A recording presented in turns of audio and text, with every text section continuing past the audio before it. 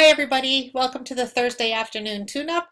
I am Diane Spadola and this is episode 30. This video series is brought to you by Accelerate Your Success, the business booster program for entertainers. I have launched a free Facebook group and I'm actually launching a couple of products. One is a website assessment and one is summer camp for entertainers who want to learn more about marketing and business development. And you can find all the information about those things over in the Facebook group entitled Accelerate Your Success. And now, before I get started, I want you to think about the Thursday afternoon tune-up as being your inspiration and informational pit stop before your busy race, which is the weekend. Today I want to talk about something called scope creep. It's kind of a weird term. It's a term that we used in corporate, and it describes what happens when you and a client or a customer agree on a project for a specific price. And usually it includes deadlines or timelines or when the project's going to be completed. So you come to this agreement for one set of details, and then the client starts to add additional tasks or additional deliverables, which are what they're receiving at the end of the project. Or they might actually be pushing the time so that they want the project completed earlier, which means that you have to put more people on that project, which obviously means more work for you. In our world, what it is we have come to an agreement with a customer or a client about the size of a party or the package that you're providing to that event. And then lo and behold, you find out that the customer actually has a lot more kids or wants a lot more services, or is kind of changing the agreement that you've come to with that person. This actually happened to me twice today, which is the reason that I'm online so much later than usual, because it demanded a lot of switching things around.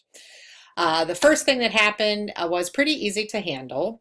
It was a face painter and a balloon twister going to a party. It was an after-school event, kind of a graduation for the kids that were done with school. The contract was written for 15 kids.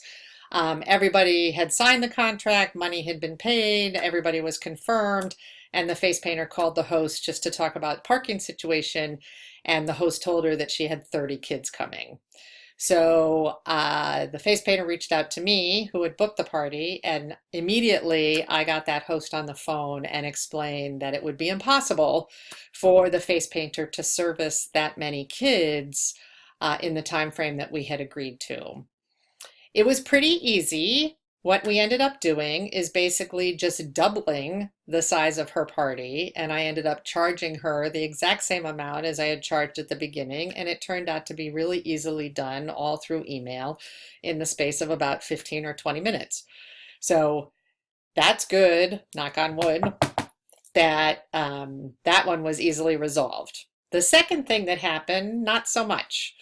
We had booked a party for Saturday. Again, 12 or 15 kids. We were sending a face painter for an hour, and she was to be on call for another hour if it turned out that there were more than 12 kids at the event. Well, when I called the host to just confirm, the host actually had 27 kids coming to the party, which is more than we can comfortably do, and if in 2 hours.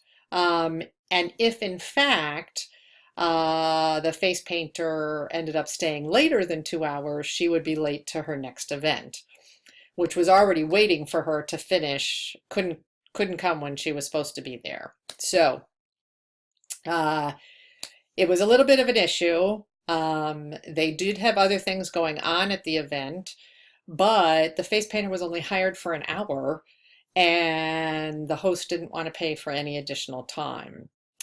So what I explained to him in a firm but professional and tactful fashion is that if he had told me in the beginning that he had 27 kids coming to his party, I would not have agreed to have the face painter go for just an hour. Because to me, that's kind of setting up the face painter for failure. Or it's setting the host up for a lot of crying kids who are not going to be finished by the time the face painter has to leave. Now, I'm sure you guys have all been in this situation where there are more people at the party than you can actually complete in the time allotted. The best thing that you can do to avoid that situation, which can turn into a nightmare as you're leaving with kids hanging on your pant leg, saying, paint me, paint me, paint me, or moms begging you to just do one more when you know that there's like 10 more kids that need to be done and you don't have time for any of them. The best thing that you can do is plan in advance and make sure in a pre-confirmation phone call or a pre-party phone call that all the plans that you had originally contracted are in fact confirmed. So I would never show up at a party on a Saturday when the person had booked months in advance or weeks in advance or even last week without calling them again just to confirm those last minute details. And the reason why is because I know that things happen. People bring siblings, kids are out of school, they invite more people in the neighborhood. All these plans change from what your original agreement was, and it's important that both you and the host know how that's going to affect the outcome of the party. As it turns out, they were willing to pay for a face painter for a longer period of time. I enabled them to pay that money in advance so that I am positive there's not going to be any funny business on the day of the event, and that the face painter does not have to be chasing a host down at a really busy event with all these kids for cash. So I enabled the host to pay additional money on a credit card in advance, and I informed the face painter that her time had been extended. Everybody's happy. Hopefully Saturday will go off without a hitch. There's plenty of time to finish everybody that's going to be there. And if there turns out to be less kids than 27, for whatever reason, then the face painter will be able to do more dramatic things or paint a little slower. So that's it for this week. Hope you have gigs that are perfect and don't involve scope creep. See you next week.